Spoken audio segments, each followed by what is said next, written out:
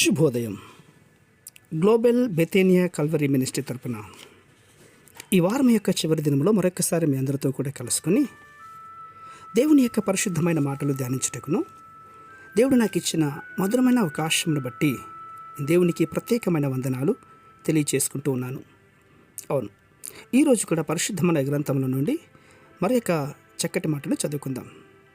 గలాతీయులకు రాసిన పత్రిక 2వ అధ్యాయము 20వ వచనాన్ని నేను చదువుతున్నాను.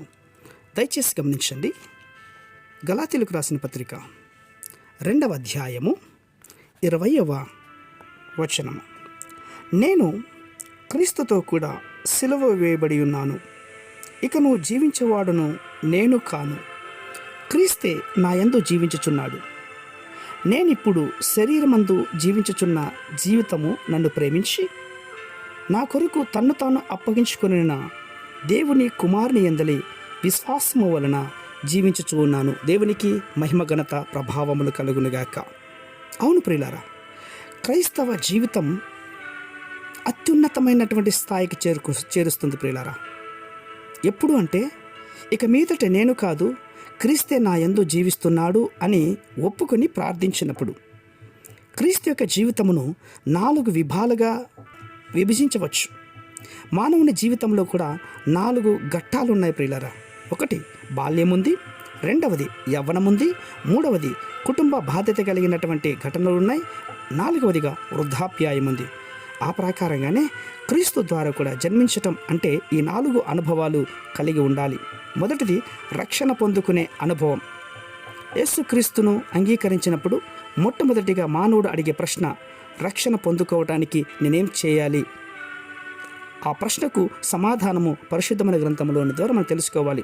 ఇక 2వదిగా క్రీస్తును ఎలాగ మనం అనుభవించాలని అపోస్తలుడైన పౌలు గారు అంటున్నారు, ఏ విధము చేతనైనా సరే మృతులలో నుండి నాకు పునరుద్ధానమును కనగవలనని ఆయన మరణ విషయములో సమాన భావం కలిగిన వాడై ఆయనను ఆయన పునరుద్ధాన బలమును ఎరుగు నిమిత్తము ఆయన శ్రమలలో పాలవగడు ఎట్టిదో సమస్తమును నష్టముగా ఎంచుకొని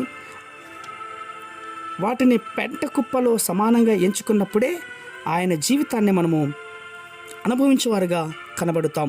ఇక 3వదిగా యేసుక్రీస్తు యందు జీవించే అనుభవాన్ని మనం పొందుకోవాలి. ఇక నుండి నాలో నేను జీవిస్తున్నది నేను కాదు, క్రీస్తే నాలో జీవిస్తున్నాడు అని ఒప్పుకోవాలి. మన ఆశలు, మన కోరికలు, మనకున్నటువంటి లోకానుసారమైనటువంటి అనేకమైనటువంటి దేవుని యందు నష్టముగా ఎంచుకోవాలి. వాటిలో నుండి తీసివేసి యేసుకు ఏదైతే ఇష్టముందో దాని ప్రకారంగా విశ్వాసంగా జీవించే తత్వాన్ని మనం పొందుకోవాలి. ఇక 4వదిగా క్రీస్తే సర్వస్వము అన్నటువంటి తెలుసుకోవాలి. అపోస్తలుడైన పౌలు గారు జ్ఞానము కలుగు నిమిత్తము దాన్ని చాలా స్పష్టంగా పోలికి చెప్పున నూతన పరచబడుతూ ఉన్నాడు. అయింది మనము నూతన స్వభావము, నవీన స్వభావం ధరించుకోవాలని చెప్తూ ఉంటున్నాడు. అవును, నీవు రక్షణ పొందాలంటే క్రీస్తుని గురించి తెలుసుకోవాలి. క్రీస్తు కూడా సిలువ వేయబడాలి ప్రియులారా. క్రీస్తే నాకు సర్వమై ఉన్నాడు అని ఆయన స్వతంత్రంగా జీవించాలి. అప్పుడు కల్వరి యొక్క ప్రేమ, సిలువ శ్రమలు నీ జీవితంలో నూతనము కలుగజేస్తుంది. మనము బ్రతుకు కోసం దేవుడు తనకు తానుగా అర్పించుకున్నాడు కాబట్టి ఆ అర్పించుకున్న జీవితాన్ని మనం కలిగి అనేక మందికి మాదిరిగా సాటిగా జీవించినప్పుడే నిజమైనటువంటి జీవితాన్ని జీవించగలుగుతున్నాం. అందుకే అంటున్నాడు, నేను క్రీస్తుతో కూడా సిలువ వేయబడి ఉన్నాను అని. మనందరము క్రీస్తుతో సిలువ వేయబడినప్పుడు ఖచ్చితంగా దేవుని స్వరూపాన్ని మనం అనేక మందికి తెలియపరచబడుతున్నాం. అట్టి కృప దేవుడు మనకందరికీ కూడా అనుగ్రహించి కాపాడునుగాక. పరిశుద్ధమైన మా ప్రియ పరలోకపు తండ్రి, విత్తబడిన మాటలు, ధ్యానించిన మాటలు ప్రభా హృదయంలో ఆలోచించి నీకు విరోధమైనటువంటి కార్యములు మాలో ఉన్నట్లయితే, మీకు ఆయాసకరమైన కార్యములు మాలో ఉన్నట్లయితే దిద్దుకొని రేపటి దినములో మీ మందిరావరణంలో నూతన స్వభావం ధరించుకునే భాగ్యాన్ని మాకు దయచేస్తున్నందుకే స్తోత్రాలు అర్పించుకుంటూ చిన్న ప్రార్థనను మా రక్షకుడైన యేసుక్రీస్తు ఉన్నతమైన నామములో దీనముగా అడిగి వేడుకొని పొందించున్నాము మా తండ్రి. ఆమేన్, ఆమేన్, ఆమేన్.